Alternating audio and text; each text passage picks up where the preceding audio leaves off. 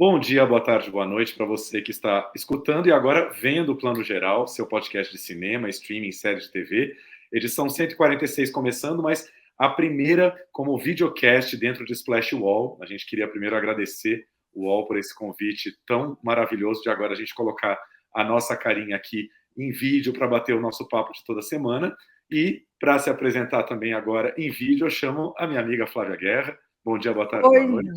bom dia, boa tarde, boa noite. Agora em vídeo, né? Agora a gente vai ter que se produzir, tá, né? Sempre maquiado. Antes a gente gravava de pijama, sabe, gente? Mentira. Mas agora é bom Algumas também ter vezes vídeo. sim. Algumas Algumas vezes vezes. sim. De Assim, ó, pijama, gente. no auge do calor, sem, né, sem camisa agora, vamos ter que ter uma linha. Assim. E no auge do frio de touca, entendeu? Mas tudo bem, agora a gente vai manter uma linha aqui. Mas é muito bacana estar em vídeo, né? Eu acho que é mais gostoso também poder ser visto e ver. Ver, assim, eu acho que nossa interação muda no certo sentido também em vídeo com quem assiste o Splash Wall. A gente assiste, então a gente sabe, é gostoso ver a cara das pessoas, conversar. Eu sou dessas, né? Que escuta e vê YouTube ao mesmo tempo. Sim. Então, muito bacana estar aqui.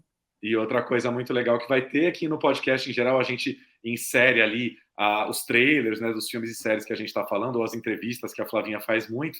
No podcast, né, você está só ouvindo e agora no vídeo acho que sempre fica um pouco mais bacana já ver junto com a gente ali o trailer ou a entrevista com a carinha dos entrevistados, né, Flavinha? Já rola, né? Já dá para ver um pouquinho. Às vezes a gente solta depois, né? A íntegra, a gente vai, né? Ou no meu canal, ou no YouTube do Splash Wall. Mas o bom é que a gente já vai literalmente conectando, né? Dessa vez agora a gente acho que está 360 mesmo, ou quase, né? É isso aí. Bom, vamos começar nosso papo de hoje. A gente queria começar com um papo bem de cinéfilo mesmo, né? Um dos negócios mais bacanas do streaming é que eles jorram o tempo todo assim produções, filmes, séries sobre uns astros, estrelas de cinema, muitas vezes do passado que a gente adora.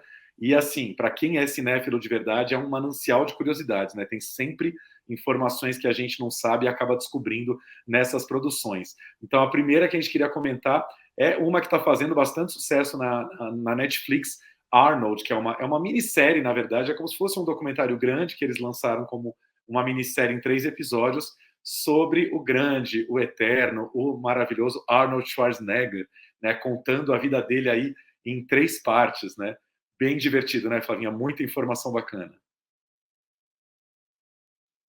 Né? E eu achei interessante, porque eu fui assistir, achei que era um documentário, um longa, entendeu? Eu falei, vou assistir. Aí eu falei, meu Deus, não, é uma série, eles conseguiram produzir, não que ele não tenha vida para isso, né?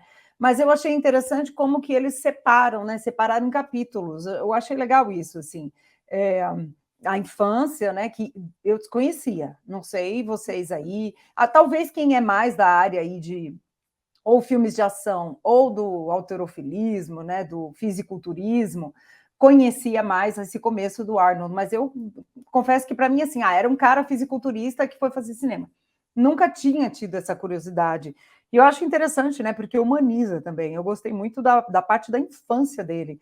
E saiu bastante notícia. Foi por isso que eu fui atrás, na verdade, né, de como a infância dele foi dura, pós-Segunda Guerra, né? Não se fala isso no filme, né, que o pai dele era nazista necessariamente, porque uma coisa é, se você era austríaco ou alemão durante a Segunda Guerra, você era obrigado a lutar no exército que era nazista, não necessariamente faz de você um nazista, mas ele lutou, né, no exército e teve uma volta muito traumática, e isso fez muita diferença na vida dele, né? E eu gostei, porque humaniza esse cara, né? Que para mim era só um grande astro aí. Nunca tinha me interessado muito pela vida dele, confesso.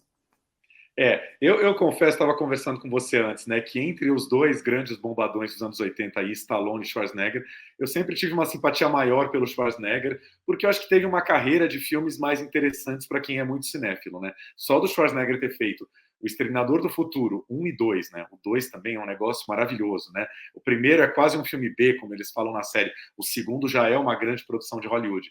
E O Vingador do Futuro, do Paul Verhoeven, que também é um filmaço de ação, né? Mesmo quem não é mais fã dos filmes de ação, que gosta de filmes mais cabeçudos. O Vingador do Futuro é um filme muito interessante. Eu já acho bem mais interessante do que os Rambos e Rocks aí da carreira do Stallone. O que eu achei interessante é que a série tem uns momentos em que tem aquela bajulação meio excessiva, né? O episódio 2 abre com o Schwarzenegger falando, as pessoas queriam saber por que eu virei ator, e aí eu sempre me comparava com aquele pioneiro que escalou o Monte Everest, porque quando ele subiu o Everest, perguntaram para ele, o que você vai fazer agora? Ele falou, agora eu estou olhando aquela outra montanha, e já estou pensando como escalá-la. Então a carreira de ator foi isso para mim, eu já tinha chegado no auge do fisiculturismo, então agora eu quero novos desafios para minha vida. Tem essa coisa meio bajulando demais o Schwarzenegger, mas também tem uns momentos muito engraçados dele contando as histórias de cinema, de filmagem, porque, cara, começo de carreira de ator é sempre muito difícil, né? E o filme lembra, por exemplo, Hércules em Nova York, que é o primeiro filme realmente do Schwarzenegger como protagonista, uns 5 anos antes do Conan. O Conan foi um sucesso, o Hércules em Nova York não foi. E aqueles momentos que você esquece, quando o cara faz sucesso, você fala, Schwarzenegger começou com Conan. Não, ele fez o Hércules em Nova York, podia ter acabado com a vida dele, mas ele insistiu e ele conta uma coisa muito interessante, né? Ele fala, eu já era milionário nos anos 70, então eu não precisava da carreira de ator para sobreviver financeiramente, logo eu podia escolher melhor os meus papéis. Isso faz toda a diferença, né? Quantos atores que têm que, né, batalhar para sobreviver e acabam aceitando todo e qualquer trabalho em Hollywood. Não, totalmente, né? E assim, eu não sei vocês, a primeira vez que eu acho que eu ouvi falar do Schwarzenegger foi no Conan. Acho que a primeira vez, assim, né? A gente era criança, nós aqui, vocês estão vendo, agora vocês estão vendo mesmo, a gente não é um jovem, né? E eu lembro que acho que a primeira vez que eu descobri que ele existia foi no Conan. Não, né? E aí depois veio o Exterminador, que já era mais a nossa cara, né? A gente já era mais o nosso barato e tal. Mas por muito tempo ele foi esse cara, você tem toda a razão, ele continuou, né? Então, eu vou até rodar aqui o trailer para a gente ver um pouquinho, mas, Ti, você viu o Conan na televisão? Você viu criança? Como é que foi o seu primeiro Eu vi contato? na Globo com certeza, né? Era um filme que passava na sessão da tarde, naquela época que a sessão da tarde era raiz, né? Não tinha classificação indicativa, então o filme ultraviolento passava às 3 horas da tarde quando a gente era criança. E ninguém morreu por isso, né? Tamo aí. Ninguém morreu por isso. A gente está vendo cenas aí do trailer, né, passando, e como o Thiago falou, é interessante ver, né, que a gente começa a série com ele, né, com aquele típico, sou com os pôneis, amei os pôneis, gente, ele tem pônei, os pôneis ficam dentro de casa. Mas é interessante como ele mostra pelo viés dele, mas não, tudo bem, é o que o Thiago falou.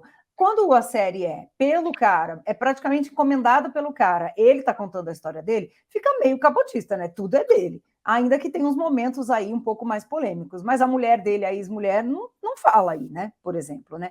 E eu acho que os casos de assédio, até um pouco questões de política, né? Porque ele é republicano, podia ter um pouco mais profundidade, mas como o documentário é dele, né? Ainda assim, eu gostei. Você acha que compromete muito? Você acha que tinha que ter muito outro lado e tal? Eu acho assim, é um pouquinho como ler uma biografia chapa branca mesmo, é o que você está falando, né? Só tá ali o que o Schwarz autorizou, porque isso é uma coisa bem da Netflix, assim, né? O Schwarz está fechando um pacote com a Netflix aí, ele vai estrelar filme de ação e tudo, então, dentro desse pacote ali, a Netflix deve ter fechado com ele e falado então vamos fazer também uma minissérie doc sobre a sua vida, que vai ser sucesso e tal.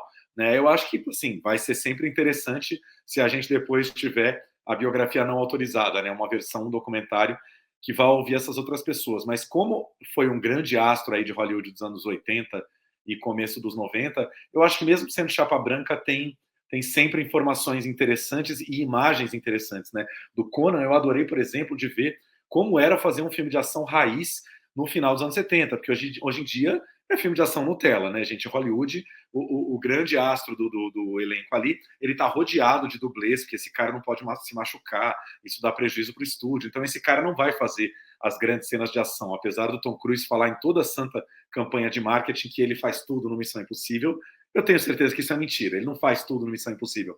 Só que no final dos anos 70 era assim, aí tem uma imagem maravilhosa que eles colocam ali como uma imagem, como é que fala? Uma imagem perdida do Conan, que não está no filme, que é uma cena em que os cachorros estão perseguindo o Conan, você lembra disso? E vão atrás dele, e o cachorro morde a perna dele e derruba ele da pedra. Aí correm os assistentes de direção lá de produção, tira o cachorro, tá mordendo a perna dele. E aí fala que ele sangrou realmente muitas vezes no Conan. Porque era Hollywood raiz, né? Hoje em dia a coisa já é toda protegida. Eu ia falar do Tom Cruise, você falou, né? Tanto porque essa semana tá rolando lá aquela foto com três Tom Cruises, e é para a gente escolher qual que é o real, e aí a gente descobriu que nenhum é o real.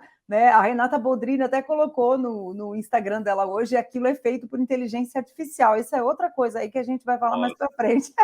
Mas a Pois é. gente achando que eram os dublês dele, né? Eu falei, aí, ó, tem 2 dublês igual a ele, nem é, mas mesmo assim, você acha que o Tom Cruise vai super correr um risco ali, né? Então, tem 3 clones do Tom Cruise que eles soltaram nessa foto. Aí, quando for lançar o Missão Impossível 7, ele vai falar: não, eu fiz todas as cenas, esses caras ficaram só sentados no banco, né? Mentira. Não, mas essa história que são três a foto é digital, mas é óbvio que o Tom Cruise tem dublês, né? Claro que sempre tem. Aí você vê, quando o Tom Cruise fez aquela cena lá dele com a moto, e ele pula do penhasco com a moto e abre o paraquedas, e ele fez 5 vezes seguidas, claro que aquela cena deve ter sido super calculada, ensaiada, era um lugar que se acontecesse alguma coisa, o Tom Cruise estava muito bem preparado, né? Não, Sim. não acho que aos 60 anos ele nem deve ficar se arriscando assim, né, gente? É igual o nosso querido Indiana Jones, Harrison Ford, que já estreia, falou: estou me aposentando do Indiana Jones por motivos óbvios, eu tenho 80 anos, gente. Já deu de eu ficar correndo alguns riscos, né? Sim. Mas, enfim, é muito. Voltando ao Arnold aqui um pouquinho, né? Eu acho muito interessante que ele mostra uma plena clareza de que a carreira dele foi beneficiada pela chegada do Reagan ao poder. Assim, ele tem muito claro que a era Reagan, ele fala muito bem sobre isso, né? Que os Estados Unidos vinham aí no final dos anos 70 daquela sensação de fracasso com a guerra do Vietnã, né? Porque americano é aquela coisa louca, né? Eles vivem para a guerra e tem um orgulho nacional de que estamos em guerra e vamos ganhar a guerra. Aí perdeu a guerra para um país rico desse tamanho na Ásia, a moral estava em baixa, e aí entra o Reagan nos anos 80 com aquela campanha super ufanista de Make America Great Again, né? Tipo, os Estados Unidos vão ser a grande potência, todo mundo tem que ter o maior orgulho do mundo de ser americano. E o Schwarzenegger e o Stallone entram muito nesse momento, né? Num momento de Hollywood em que valorizou-se esse corpo sarado, o fortão, o grandão, né? Tipo, foi toda uma cultura de Hollywood que se instalou a partir desses dois. E eu acho maravilhoso também o Stallone aparecer toda hora, meio hoje, né, passada toda a briga entre eles, é super divertido eles se cutucando, né? Ele falando, não, o Stallone falando assim, né? Eu dominava a minha carreira, mas aí chegou aquele austríaco lá que estava me incomodando, porque ele pegava os mesmos papéis que eu queria, né? Era óbvio, eles trafegavam no mesmo terreno e havia uma competição entre eles, né? Hoje que a competição passou, os dois velhinhos, acho que é mais tranquilo de ver isso com naturalidade. Não, super, né? Acho que hoje em dia eles têm mais humor, né, de ver isso, assim, mas é óbvio que era. E a dualidade era boa também, né? A gente tem um pouco de saudade dessa coisa da dualidade levar a gente para o cinema, porque hoje em dia leva para Netflix, legal, bacana, gostamos, mas levava para o cinema, né? A gente tinha o prazer de ficar esperando o filme estrear. Eu gosto muito dessa presença do Stallone. Acho legal. Até o James Cameron, né? Diretor aí de True Lies, de O Exterminador. Não dá para não admirar o James Cameron, mesmo que não seja o tipo de filme, né, preferido da gente. Eu acho 2 filmaços. Né? E essa semana rolou uma foto também do Schwarzenegger com a Jamie Lee Curtis. Eles na época de True Lies e eles agora. Cara, é lindo de ver isso, assim. É um filmaço, True Lies. E o Exterminador, eu acho que, assim, se filme de ação pode ser interessante, né? Ficção científica, inteligência artificial, que a gente está falando tanto. Exterminador é um filmaço, né? Sim. Então, ele fez bons filmes, não dá para negar. E é isso. E assim, carreira de ator em Hollywood é algo que depende muito de sorte, né? E eu acho que o Schwarzenegger teve a sorte também de ter encontros com alguns diretores que, na época, eram diretores pequenos, digamos assim, que ainda não tinham provado todo o seu talento e que depois viraram 2 gigantes que a gente admira até hoje. Um é o James Cameron, com O Exterminador do Futuro, que ele mesmo lembra ali, né, que o Exterminador 1 era quase que um filme B, era um orçamento pequeno, era um filme de ação, mas que para quem tem um olho meio para cinema já via ali, wow, esse filme é muito bem dirigido para um filme de ação médio, né? E o Paul Verhoeven, com quem ele fez só o Vingador do Futuro, mas que, né, o Paul Verhoeven também foi se mostrando ali com Robocop e com outros filmes um super diretor de ação, e depois saiu da ação e foi fazer outras coisas. Fez muito filme também apenas pura ação, adrenalina, fez Comando para Matar, fez muita coisa que hoje, enfim, a gente só vê a testosterona ali, não vê mais nada, mas ele, de alguma maneira, com esses bons diretores, o ator dá uma crescida, né? É muito interessante ele falando como o Cameron foi ajudando ele a construir esse robô que é o Exterminador, e obviamente não é nenhum Hamlet, mas tem uma coisa interessante da maneira como ele anda ali como um robô, como ele constrói. né, uma pessoa ali que não é humanizada, né? É um robozão andando o tempo inteiro implacável, um matador e tal. É o Cigano Igor, né? Que a gente brincava que ele até talento, porque eu achava ele péssimo ator, e eu acho que ele foi melhorando, é engraçado, porque ele era, né? Ainda ele fala, né? Austríaco, tímido, travado, né? Não é que ele começou no Actors Studio, né, gente? Dustin Hoffman fazendo ultra, né? Nossa, Kramis versus Kramis. Não, ele começou fazendo esse tipo Conan, né? O Bárbaro, né? O ídolo dele era o Hércules. Mas, enfim, eu acho que essa série é interessante, mesmo sendo chapa branca, né, para a gente entender mais bastidores da vida desse cara e a vida de Hollywood. A gente está numa fase dessa que eu acho interessante, acho que até para valorizar mais o cinema aqui, que a gente, normal, a gente está muito em casa, vendo streaming, vendo, né, filme na TV, série, mas eu acho super bacana, e de uma certa forma ele conta a história do cinema dessa década, né, como você fala. Isso é muito legal. Eu acho, assim, para a gente que é cinéfilo, você começou falando, né? Isso aqui é muito para cinéfilo, mas mesmo quem não é cinéfilo, talvez seja até mais interessante de descobrir toda, né, essa indústria aí. Eu acho que tem que ter uma relação com ele, né? Eu não sei se Com ele, sim. essa minissérie doc não vai dizer talvez muita coisa para a galera dos 20 anos, porque, enfim, né, já nasceram numa época em que ele estava já meio fora do cinema, né? Mas acho que os 30 a mais ali, em algum momento foi ao cinema criança ver Schwarzenegger, ou viu muito na Globo mesmo, né? Viu na Sessão da Tarde, enfim. O 1, você chegou a ver no cinema, o Exterminador 1? Eu não vi, não. Eu vi em VHS. Eu acho que eu também vi em VHS, mas o segundo, sim. O primeiro, eu acho que eu vi em VHS. O 2, sim. E o 2 é maravilhoso. E o 2 é maravilhoso, que faz aquele grande truque hollywoodiano que ele vira o herói, né? Ele agora é o Salvador, e o vilão é o outro, que é o T-1000, lá, se eu não me engano, que na época era um efeito especial, assim, avançadíssimo, aquela coisa dele virar Mercúrio, blá, blá, blá. É um filmaço 2 também, né? Não, era carérrimo, né? E para vocês aqui, gente, para nós, que hoje estamos em Vingadores e filmes zilionários, eu lembro que esse filme custou, sei lá, 100 milhões de dólares, lembra? Era uma cifra assim que a gente falava, meu Deus, era o filme mais caro da época. O mais caro da história. Aí depois James Cameron me vem com Titanic, né? E aí ele e depois com Avatar. Sempre se superando. O James Cameron é bom. Nesse sentido, é interessante que eles têm um perfil, e acho que é um desenho de personagem interessante essa série, como você falou. O Schwarzenegger é um obsessivo, né?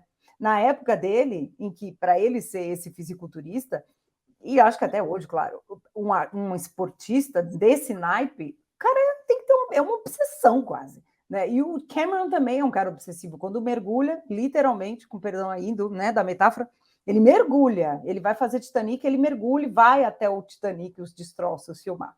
Né? Ele pesquisa o oceano faz quase 20 anos para fazer a história do Avatar. Então, eu acho interessante como são dois obsessivos aí que se encontraram, e acho que nesse caso deu muito certo.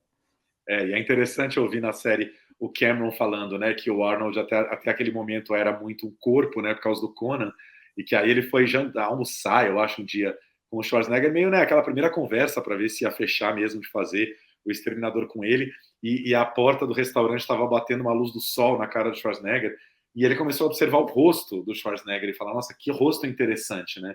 E que ele fala que ele sente que o Exterminador é um filme mais sobre o rosto do Schwarzenegger do que sobre o corpo, né? Ele não fica nu, né? Ele não fica mostrando, aí tá mostrando agora, né? Esse corpão do Schwarzenegger assim, que ele sempre mostrou como fisiculturista. Era muito o rosto dele, né? Então era um rosto de pedra que tinha tudo a ver com o personagem, né? Muito interessante quando o diretor ele conecta, né? De falar, isso aqui pode ser interessante. Ele sabe usar e soube usar maravilhosamente bem, assim. A única coisa que eu acho que falta, mas aí é isso, o filme é dele, né? É ele, sei lá, não sei, não é jornalismo necessariamente, mas a questão dos assédios, né? Ele fala ali que foi uma droga, que foi uma, né? Que puta, que errado, apenas errado. E a questão do caso com a empregada, né? Que foi um caos, né? A família dele. E ele fala também, eu acho interessante também que ele era o machão, criado para ser isso, né?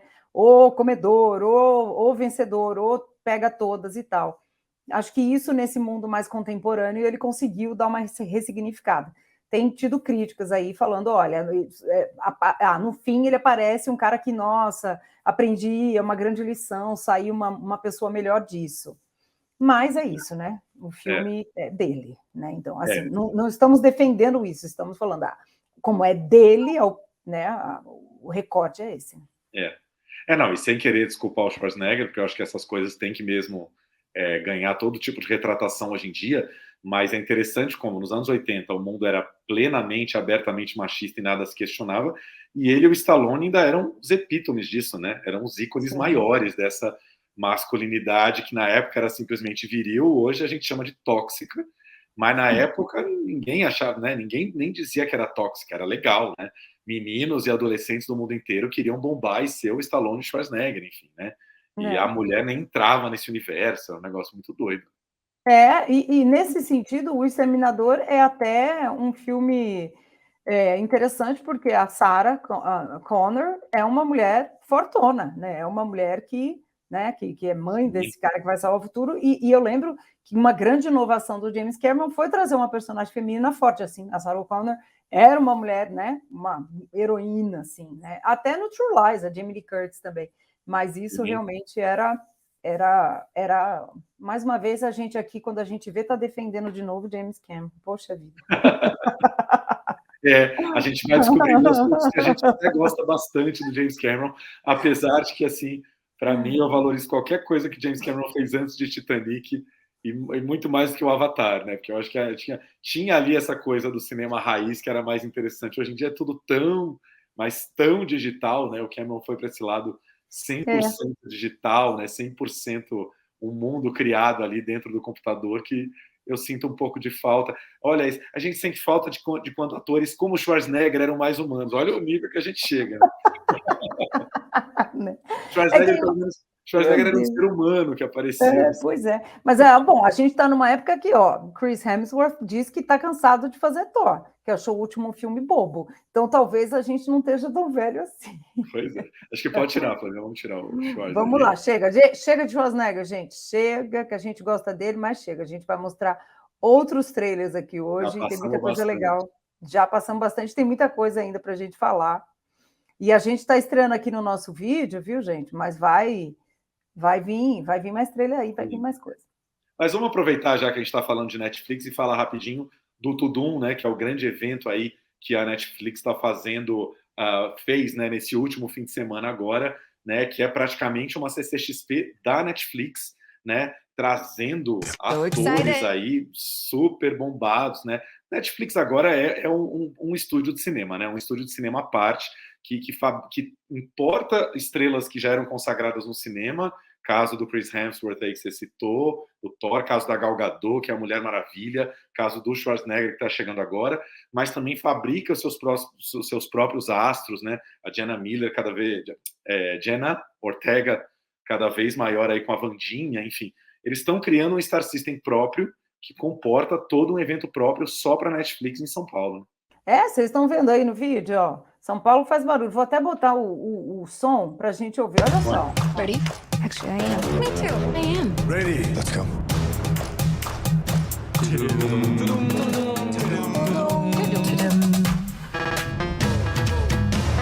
I want you to be there, please. Live. Illegal. Totally live.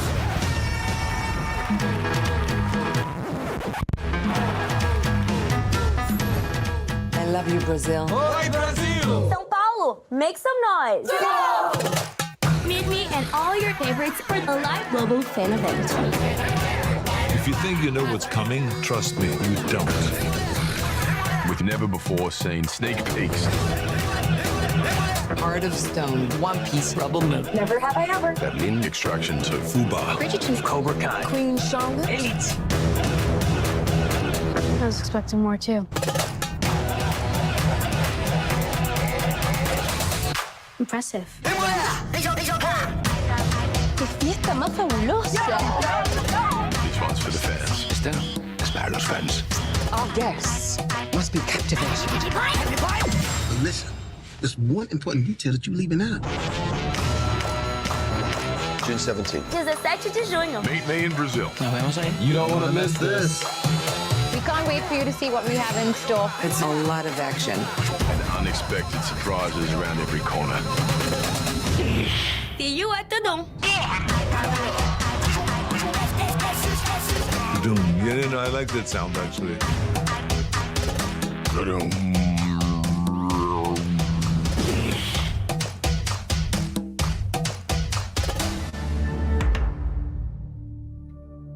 E aí o Tudum, né? Aí o brasileiro é maravilhoso, né? Que o brasileiro leva o Tudum até pro exterior.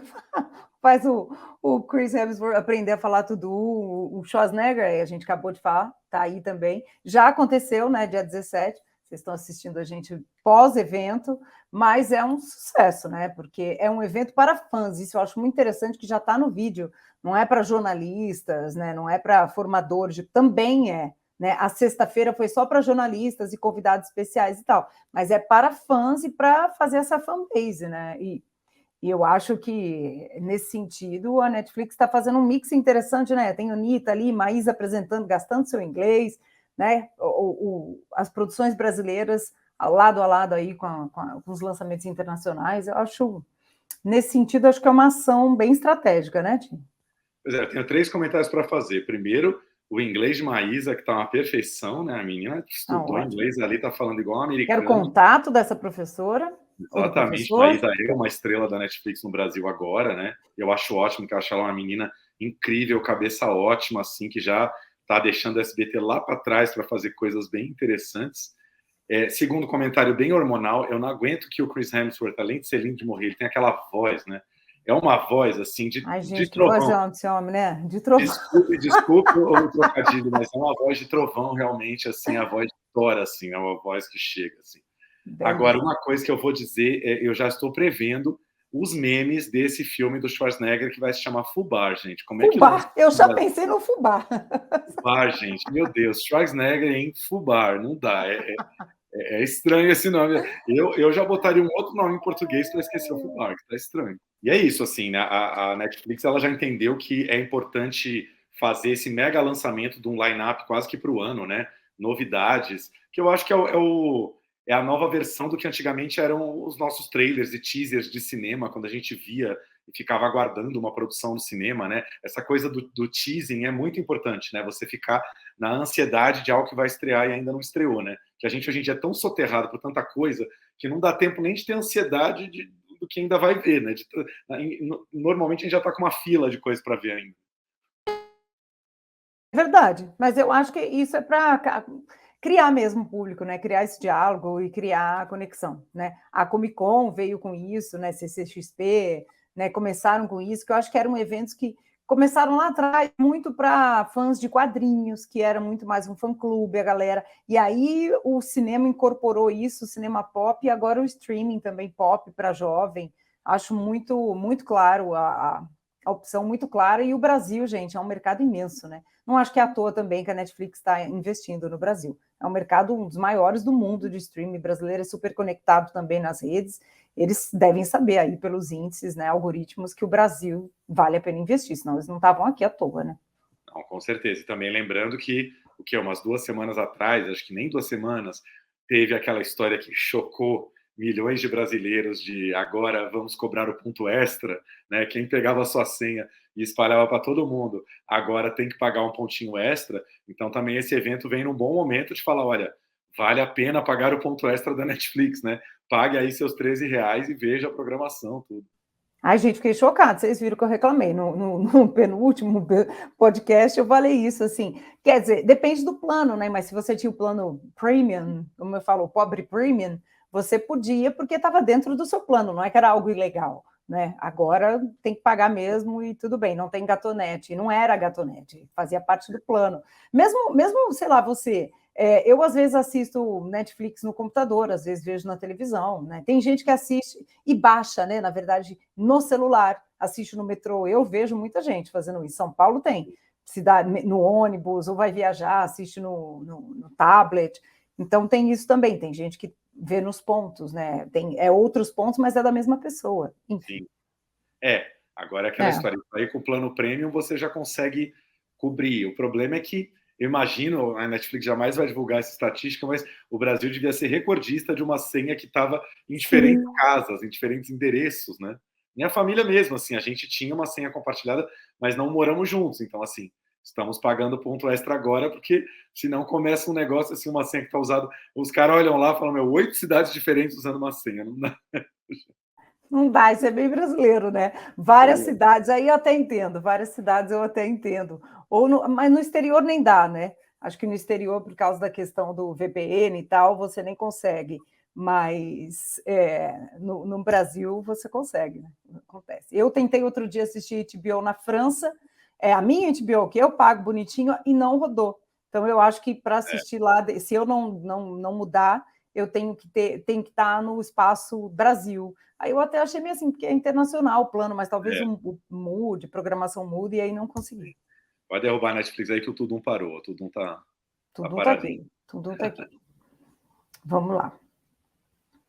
Dá para cair? Dá, vamos lá, vamos. A gente vai aprendendo a editar, tá, gente? Vamos aprender. Primeiro, depois a gente vai melhorar. É. Falamos bastante de Netflix, mas vamos continuar falando de grandes atores aí no streaming.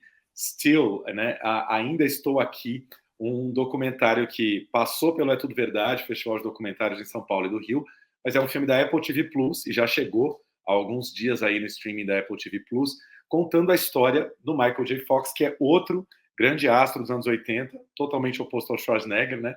Baixinho, irradinho, magrelinho, mas tinha, né, carisma absurdo, né? E esse filme mostra com um formato muito interessante, né? Michael J. Fox, todo mundo sabe que já há muitos anos, ele já antes de completar 30 anos, ele foi diagnosticado com Parkinson, né? Teve que aprender a lidar com Parkinson crescente na vida dele, né? Hoje ele consegue ali, né? Ele tem uma maneira de lidar com a doença muito interessante ali, e ele dá o depoimento dele, relembrando esse auge até o momento em que vem a doença, e ele paulatinamente tem que ir se afastando do estrelato, porque ele não vai conseguir mais dar conta de, né, continuar gravando, filmando, produzindo da mesma maneira. Foi um astro assim gigantesco dos anos 80, que o filme nos ajuda a lembrar que começou na televisão, né? Era um astro de sitcom da TV americana, fazia uma série americana chamada Family Ties, que no Brasil, se eu não me engano, foi a Globo que batizou de Transas e Caretas. A Globo tinha uma faixa ali. É mesmo. Era a faixa da Malhação, ali, às 6h30 da tarde, muito antes da Malhação, que passava uma sitcom a cada dia da semana, né? Passava Primo Cruzado, Super Gatas, e tinha Transas e Caretas, que era essa família que tinha o Michael J. Fox ali no elenco. E ele começa a se destacar em Transas e Caretas, até que o pessoal do cinema começa a ficar de olho, e ele começa a ser chamado para fazer um filminho ou outro, até que faz um filme que ninguém sabia se ia bombar ou não, chamado De Volta para o Futuro, e o resto é história, né, Flávia? Não, o resto é história, gente. E eu lembro do Transas e Caretas, muito vagamente, porque eu nunca fui muito fã de sitcom. Sitcom não é meu gênero, assim. Acho que a única sitcom que eu curtia mesmo, sei lá, era o Married Family, né? Que passava na Band, na verdade. Married Children, que era divertidíssima, que era escrachada, então era um humor escrachado que eu curti. E depois Friends, mas aí Friends a gente já era jovem adulto. Agora, eu lembro dele, mas aí, De Volta para o Futuro, eu acho que foi onde ele estourou mesmo. Vamos ver um pouquinho, ó. Eu vou botar aqui na transmissão, ó. 3, 2, here we go. Ready and action. Wait a minute, Doc. Are you telling me that you built a time machine out of a DeLorean? What did it mean to be still? I wouldn't know. I was never still.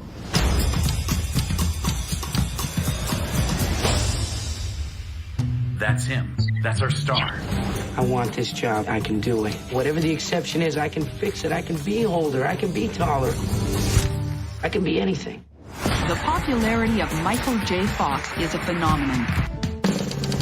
Here is Michael J. Fox. What is the secret of your success? And the winner is Michael J. Fox.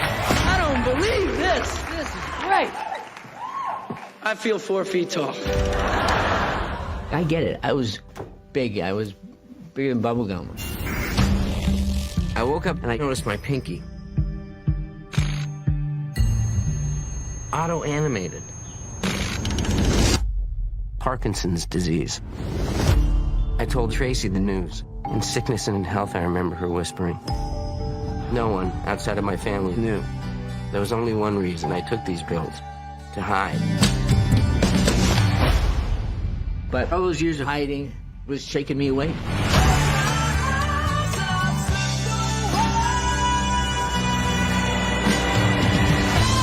deny that part of me that wants to continue to go on and do things is to quit. I don't accept that.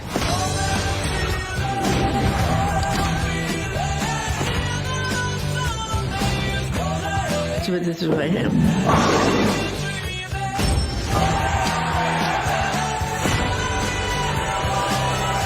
I'm a tough son of a bitch. Still, a Michael J. Fox movie. The sad sack story is Michael J. Fox gets this debilitating disease and it crushes him. Yeah, that's boring.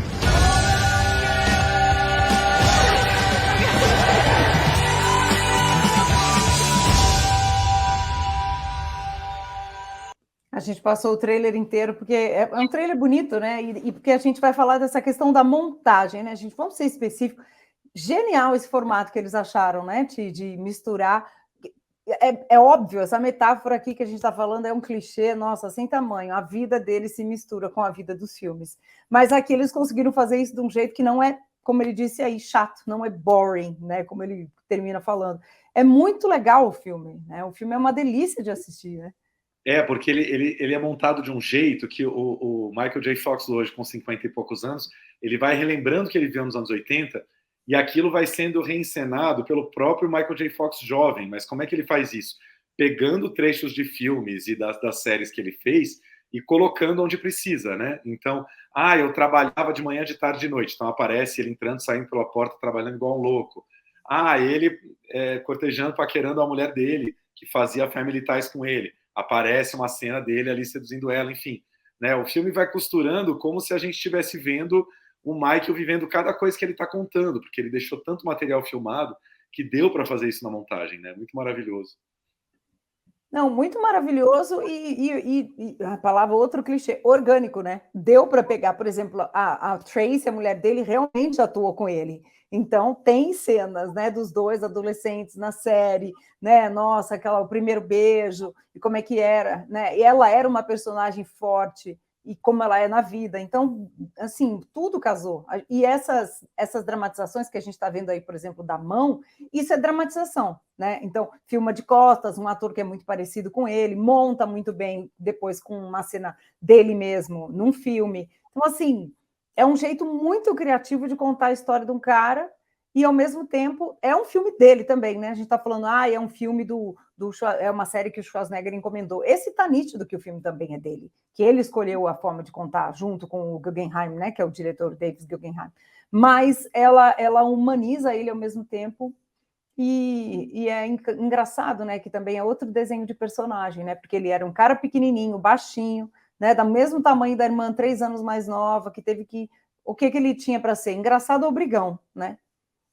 E aí é interessante esse desenho do personagem, né? E o Michael J. Fox, para mim, nunca ia ficar velho. É muito engraçado ver o Michael J. Independentemente da questão do Parkinson, Michael J. Fox envelhecendo, porque ele sempre foi um menino, né? Mesmo quando ele era mais velho, os papéis, pelo biotipo dele, né? Sim. Eu gosto muito desse lance do nome do filme, que eu até vi que nesse trailer que você está passando, aparece como se fosse quieto, mas no fim a Apple TV lançou como... Ainda estou aqui, alguma coisa assim, né? Ainda estou aqui. Porque still em inglês tem todas essas definições, né? Tem o still de ainda, né? Michael J. Fox ainda está aqui com a sua energia, né? Fazendo coisas, trabalhando e tal. Tem o lance do still do quieto, né? Porque agora ele teve que, né, se aquietar na vida, mas tem o still também do stand still, do ficar de pé, né? Do quanto ele batalhou esses anos todos para continuar de pé e fazendo suas coisas e tal. Tem um momento que eu acho muito emocionante que também foi uma sacada do David Guggenheim, do diretor, ele ter descoberto essas imagens, porque o Michael descobriu o Parkinson, claro que é uma doença que foi evoluindo, né? Então, assim que ele descobriu, ela ainda era muito, muito leve, né, dentro do corpo dele, mas ele já sabia desse diagnóstico, ele estava fazendo uma série chamada Spin City, que eu lembro que nos anos 90 passava no canal Sony, a gente via também. E aí, assim, o filme mostra ali 2 ou 3 ceninhas do Spin City, quer dizer, cenas que foram ao ar, que depois, agora a gente sabendo do Parkinson do Michael, você vê que ele está ali contendo um leve tremor dele em cena, porque ele estava ali... Aí é uma história quase que um personagem shakespeariano, né? Uma tragédia se anunciando e ele ainda lutando, remando contra a maré, tipo, eu quero trabalhar o máximo de tempo que eu conseguir, porque depois eu não vou poder mais, e eu quero ganhar dinheiro, e eu quero sustentar minha família, eu quero fazer, né? Então eu acho extremamente comovente ver essas cenas em que ele está lá trabalhando enquanto pode, né? Porque ele é ator, ele sabe que quando o Parkinson vier muito pesado, ele, né, ele não vai mais fazer filme, ele não vai poder mais atuar, enfim. É quase shakespeariano isso. E é difícil, né? E é difícil falar de questões aí de uma doença como o Parkinson, de qualquer, né? As doenças autoimunes são muito limitadoras, dependendo do grau, né? Dependendo de como ela evolui. Claro que tem cada pessoa, né, tem uma forma, né, de reagir e de lidar com isso e de atuar no corpo também, né? O nosso grande Paulo José teve Parkinson, né? O nosso grande ator que a gente e conviveu por muito tempo e fez cinema também, mesmo depois do diagnóstico, né? No caso do Michael, eu acho que o que chocou muito a gente é que ele era jovem, né? Ele estava no auge em geral, né? Até a série mostra, né? A série não, o filme, em geral, é uma doença que se diagnostica um pouco mais tarde, né? Um pouquinho, né, na vida ali. E ele era muito jovem ainda, estava no auge, teve que mudar muito, né? Então, acho corajoso e acho que é um jeito nada, talvez por ser ele, gente, aí que eu acho que é interessante, não é capacitista, né? Como ele fala, não é, né, colocando o Michael nesse lugar só de vítima, né? Mostra isso, claro, porque é difícil, não é fácil, né, a vida cotidiana ali, mas ele é um cara, como ele diz, eu sou um cara durão, então acho muito interessante. Acho, o Davis Guggenheim é um ótimo documentarista, né? Ele fez Malala, ele fez outros filmes, fez um documentário sobre Joe Biden, ele é bom biógrafo, né, de cinema. Sim. Foi boa a sua lembrança do Paulo José. Eu lembro que eu entrevistei Paulo José em 2005, né, muitos anos antes dele morrer, e eu lembro que em algum momento a gente conversou sobre o Parkinson e era surreal, assim, ele do meu lado ali, foi na salinha do CCBB, ele dando a entrevista falando, você via o tremor das mãos. E às vezes ele queria me mostrar alguma coisa, me mostrar uma cena. Quando ele ia fazer a cena, o Parkinson sumia completamente. E ele falava, é muito louco, a minha paixão por atuar é tão grande, e claro, né, eu acho que era um nível de Parkinson também menor que o do Michael, na época, que ele, quando ele atuava, o tremor sumia absurdamente, assim. E ele atuava assim, né, e voltava a conversar, você percebia o tremor de novo, quer dizer, o quanto às vezes a energia ali, né, que você coloca no trabalho, ela contém a doença por alguns instantes, é muito maravilhoso. Assim. E o Michael, no caso do Michael, a escolha dele foi pela família, né?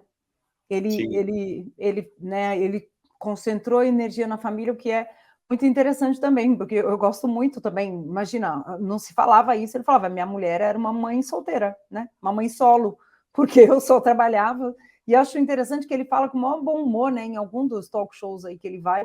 Como é que é a vida de pai? Eu saio, meu filho está dormindo, eu volto, ele está dormindo. E aí ele fez essa escolha. E ele fala também, gente, sem spoiler aqui, porque é interessante ver ele falando disso, até do alcoolismo, né? Da fuga em que ele entrou, que é completamente compreensível. Compreensível, completamente.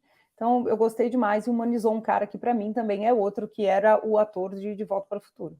Assim. Com certeza. E aí, gente, só fechando aqui, para quem é realmente fã de Volta para o Futuro, como nós somos, que, cara, é um dos filmes da adolescência, é muito interessante esse momento que o Michael descreve que ele estava lá fazendo Transas e Caretas, Spielberg e Robert Zemeckis, que dirige De Volta para o Futuro, estavam de olho nele, só que ele estava ali completamente ocupado com a série, que era uma série que tomava a semana inteira nos estúdios da Paramount. O Spielberg e o Zemeckis começam a fazer o De Volta para o Futuro com o Eric Stoltz, que era um astro dos anos 90, que hoje também está absolutamente sumido, né? Ruivão, mais alto e tal. E aí o Spielberg insiste no Michael J. Fox e procura ele dizendo, olha, a gente está fazendo com o Eric Stoltz, mas eu não estou gostando do resultado, não está ficando legal. Eu acho que isso nem fala nada sobre o talento do Eric Stoltz, mas eles não estavam vendo o personagem que eles queriam ali, aquele menino skatista e tal, e queriam o Michael. A galera da produção do Transas e Caretas não libera ele, e fala, não, você não vai poder perder uma diária da série, você dá teu jeito. E aí o Spielberg e o Zemeckis topam fazer o filme de noite. Então ele conta, né, num dado momento ali, que ele gravava a série o dia inteiro, e chegava um carro da produção do filme e levava ele para gravar de noite, até alta madrugada, até o sol nascer.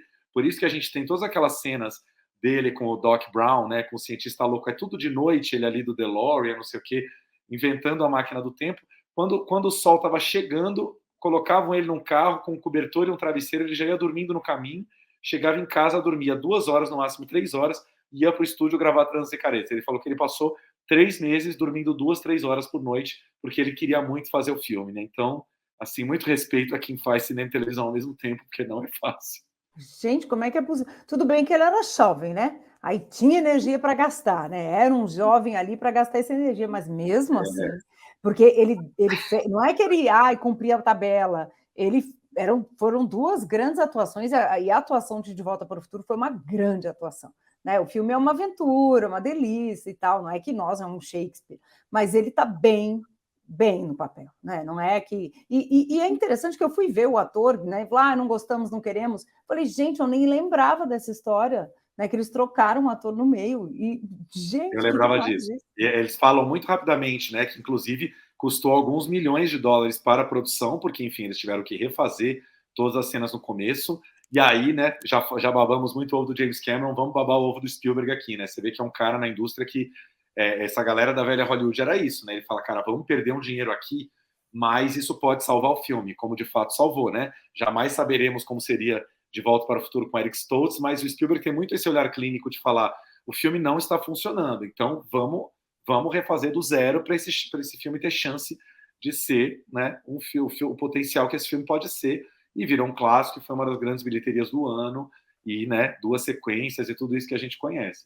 Não, uma das grandes bilheterias, é um dos grandes clássicos do cinema de aventura, cinema jovem, né? E eu acho que o Eric, que é bom ator, gente, né? Eu acho que ele era muito adulto, apesar de ter o mesmo physique ali, né? Magrinho, loirinho, né? E tal, tem uma cara de jovem, talvez ele ainda tivesse muito adulto, já estivesse muito adulto, né? Precisavam mesmo de um cara com cara de high school mesmo, né? De colegial ali. Colegial, gente, como é que é? 2º grau, ensino médio. Ensino médio. Né?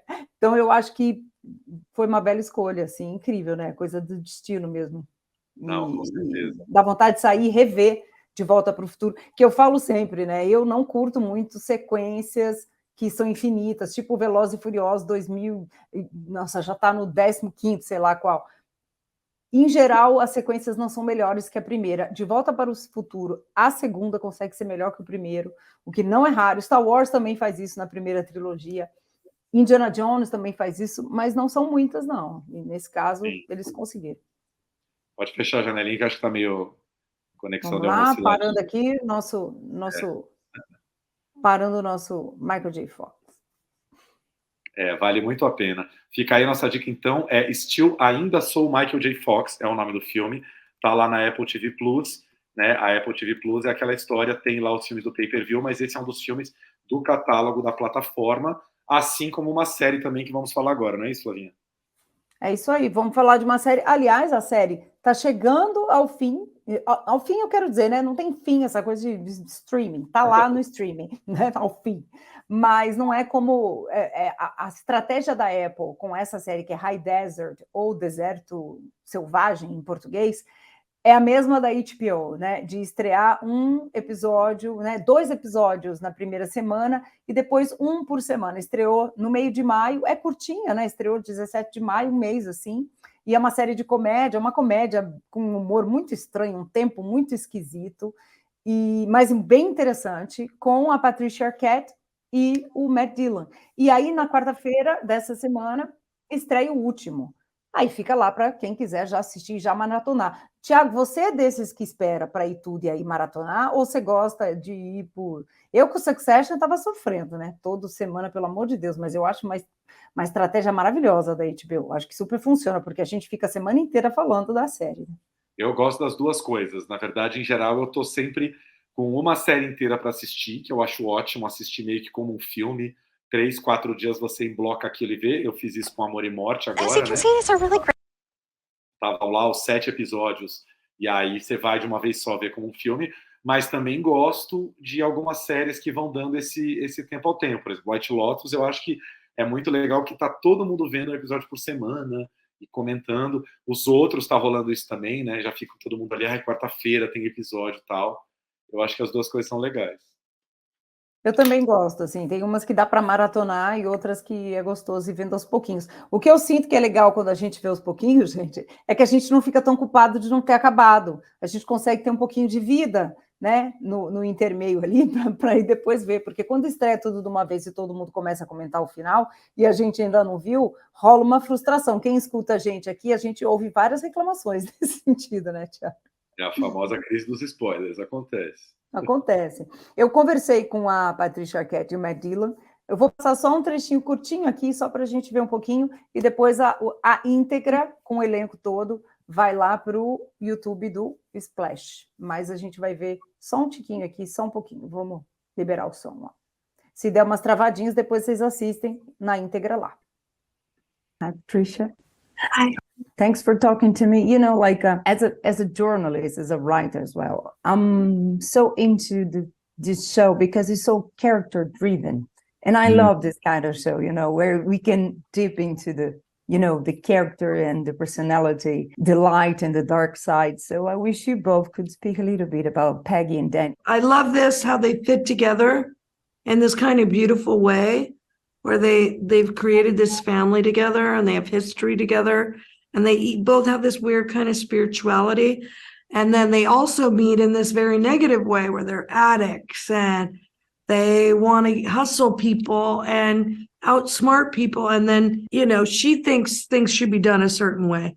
And then he, as the sort of paternal father figure of this family, decides there's a better way to do it. And it always ends up getting them in trouble. Not that she wouldn't get them in trouble herself, but he somehow gets them in more trouble. Eu acho muito interessante, eu vou deixar ele falar só mais um pouquinho, mas falar um pouquinho da série antes, né? A High Desert é esse lugar onde eles moram, no meio do deserto, ali nos Estados Unidos, o High Desert mesmo, né? O alto deserto, o deserto selvagem. E ela e ele começam, primeira cena da série, numa mansão linda de Los Angeles, eles estão tendo um almoço de família, parece uma família bem normalzinha, viu, Thiago? Churrascão da família. Aí a polícia bate na porta e eles começam a esconder dinheiro e colocar maconha pelo ralo e tentar...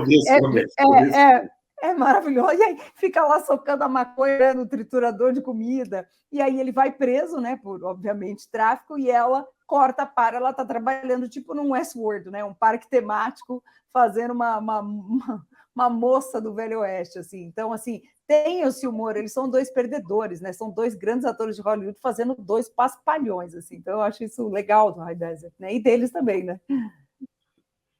Você quer botar ele? Vamos pôr um pouquinho o Matt Dillon falando, né, de como esses dois se encaixam, que eles são dois errados, dois tortos no mundo. Yeah. He's her kryptonite. Was when I read it right away, I thought this is so much potential because it's all about, like, I'm glad that you picked up on that, because that's what I think was so great about this and why I like these characters. Were fun. They're funny because they're real, you know, and there's so much good backstory, and the story was close to them, especially one of the writers was Peggy's character is based on her sister. Denny's character was based on her husband. And, you know, so we had that. And the dark and the light is there with both of them. I think Denny is constitutionally incapable of being honest. That's his big thing. He doesn't think that. He believes that he's on the right path. But, of course, it always strays, you know, and then but these characters, what is also enjoyable is they can make one bad decision after another, but they're resourceful and they're survivors. And they're survivors. I asked you to spring for a stash and I'll say thank you. My kid is visiting. You ruined the holiday, Diddy. It's not me, it's the plumbing. Your character is muito bom, né, gente? Eu adoro séries assim, que os personagens são perdedores, eles não são incríveis e tal, não é uma série de ação. E aí, eles estão tentando sobreviver, ela é toda errada. E quando ele fala da personagem que foi baseada na irmã dela, a criadora da série baseou na irmã dela, que era uma pessoa que era obsessiva, que estava sempre armando, sempre tentando, sabe aquele golpista da família? Toda a família tem um. Você fala, gente, quando é que você vai criar vergonha nessa cara? Quando é que você vai amadurecer? Aí cada hora a pessoa aparece com um plano infalível, e o plano infalível da personagem da Peggy é ser uma detetive particular. E a irmã da criadora queria ser uma detetive particular. Aí ela vai e começa, né? Uma coisa meio Better Call Saul, assim, né? Já que está na moda essa questão de detetives particulares meio perdedores. Então tem um humor interessante, tem questão de família, e é curtinho, né? Episódios curtos, comédia. A gente quase nunca destaca comédia aqui, então eu estou me redimindo destacando uma comédia, com esse elenco, né? Que é incrível. Você reparou que a gente acabou fazendo uma edição temática Astros dos anos 80 hoje, pois né? É. Por Schwarzenegger, Michael J. Fox, Patrícia Arquette, Matt Dillon. E assim, vocês já repararam que eu amo voz, né, gente? Falei da voz do Chris Hemsworth, só para não falar que eu só ligo para a voz dos homens. O que é a voz da Patrícia Arquette, né? Essa voz grave dela, eu acho uma coisa mais sexy do mundo, desde Estrada Perdida, desde sempre, assim. Eu acho uma voz, assim, que se impõe. Eu acho que voz é tudo na vida de um ator ou de uma atriz, assim. E ela tem um vozeirão, assim, inacreditável. Nossa. Não só ela como ele, né? Então é o cabelo casal, e os dois têm um vozeirão lindo, os dois se impõem super bem, assim, você tem toda a razão. E assunto nada a ver, mas eu estava olhando o Matt Dillon aqui e estava lembrando, assim, né, da fase deles anos 80 ali, né, Drugstore Cowboy, que ele era ali o grande astro do Gus Van Sant, gato pra caramba, tal. E aí, por onde anda o Gus Van Sant, né? Fiquei pensando isso, assim, tá meio sumidão. Fez aquele filme A Pele Não Vai Longe com o Joaquin Phoenix um tempo atrás. Tava dando uma olhada aqui por onde anda Gus Van Sant, tá meio... Tá numa fase baixa da carreira, espero que volte em breve. É por onde anda, né? Porque assim, né? Tem diretor que some, mas ele está dirigindo série, está dirigindo ópera, está no teatro, sei lá onde é que está. Mas ele realmente, né? Todd Field, né? Que a gente falou, cadê o Gus Van Sant? Boa pergunta. Vamos dar um Google aqui no Gus Van Sant. Mas voltando aos atores, realmente, assim, que bom que o streaming dá projetos legais para essa galera, né? Porque é uma galera que até faz um cineminho ou outro, tal, mas é muito pouco e não são projetos mais tão interessantes, né? Hollywood investe em outro tipo de filme hoje em dia, então eles vão para a Apple, eles vão para a Netflix, eles vão para a Amazon Prime Video, eles estão buscando, né, séries que acabam sendo mais a ver com o nosso público adulto, que não é tão dos super-heróis, e estão fazendo coisas maravilhosas. Patrícia Arquette está praticamente CLT, né, contratada de carteirinha da Apple TV, né? Já é a terceira ou quarta série dela na Apple, assim, tá maravilhosa. Eu acho que você falou tudo agora. Essa questão dos atores e atrizes apostarem em séries, e eu acho que por isso que eu fiz até essa pergunta, comecei com isso com eles, que é uma série de personagens, porque ator e atriz que é personagem interessante, né? Então, as séries têm esse arco que dá para desenvolver mais, que dá para falar. Não é uma série de grandes coisas, nossa, roteiro, nossa, genial, assim, nesse sentido de o que a gente chama de plot driven, né? Essa trama que, nossa, não, são eles que são interessantes, eles que são engraçados. E aí, quando você é ator, e como você falou na semana passada, no nosso episódio da semana passada, a Nicole Kidman também produzindo Amor e Morte, né? Que é uma série de personagens também, porque a gente já sabe o que vai acontecer, né? É o como e o desenvolvimento da personagem. Então, eu acho que o streaming, a TV, entre aspas, né? Mas o streaming hoje está dando essa chance para eles e para o Brasil também, né? Você falou dos outros também, para o Brasil também. Lembrando que ainda está assim, cenas dos próximos capítulos, né? A gente não sabe como isso vai ficar para 2024, porque a greve dos roteiristas está ali rolando forte, né? Eu acho que vários projetos aí devem estar assim, bem paralisados. Eu acho que a gente vai ver alguns atrasos aí. Eu acho que 2024 pode ser um ano igual foi 2021, né? A gente teve aquela paralisação por conta da pandemia em 2020, 2021, menos séries sendo lançadas. Eu acho que a gente pode ver isso acontecendo um pouco nos Estados Unidos, porque a coisa está rolando ainda, né? A coisa não se resolveu. Não, a coisa não se resolveu. Aliás, os roteiristas do Brasil essa semana postaram nossas redes sociais, né, as associações e grupos que estão apoiando essa greve, né? Porque tem essa questão no Brasil também. Se a gente está tendo série brasileira, alguém está escrevendo, né? E são roteiristas brasileiros. Então, eu acho interessante esse movimento. Sem roteiro não tem nada, né, gente? Então, tem que valorizar mesmo. É isso. É isso aí. Flavinha, falamos bem, hein? Falamos, né? A gente gosta de falar, gente. Vocês estão percebendo que falar é com a gente mesmo. Ainda sobra um tempinho para a gente falar de cinema italiano rapidinho? Não sei se Em 1 hora, não sei se... Já demos 1 hora, gente? A gente Já? Tá fala vendo o igual reloginho louco, em hein? cima aí, ó? Tem um reloginho. Ah, não sou boa de relógio. Não conversa. 1 hora. É isso. É isso, gente. Semana que vem a gente volta, então. Festival de Cinema Italiano, Festa do Cinema Italiano começa nessa semana com Sergio Leone, maravilhoso, tem muita coisa vindo, mas a gente coloca lá nas nossas redes sociais do Plano Geral, coloca no Splash também nas nossas colunas, vai estar por aí. Plano Geral, _podcast no Instagram. É isso E aí. os Só dar nossos mais uma estão dica aqui. também, que vocês já devem estar sabendo, mas é bom saber para ver, para comentar junto com a gente semana que vem.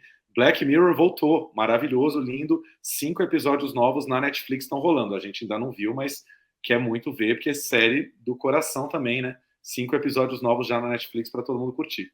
Pronto, lá vem a síndrome de FOMO, porque eu estou perdendo já. Mas Não, a também gente não corre tem nada atrás. ainda, mas assim, não tem Black Mirror, não tem como. Fora Black Mirror é bom que assim, é episódios avulsos, né? Então você pode ver 1, você pode ver 2, tranquilo. Amamos. Semana que vem a gente volta com Black Mirror, então. É isso, gente. Então, obrigado aí pela audiência. Muito feliz aqui de estrear nossa primeira edição videocast dentro de Splash Wall. E a gente volta na semana que vem com mais dicas. Arrasando. Beijo, gente. Beijo, beijo, beijo. Até semana que vem. Tchau. Tchau.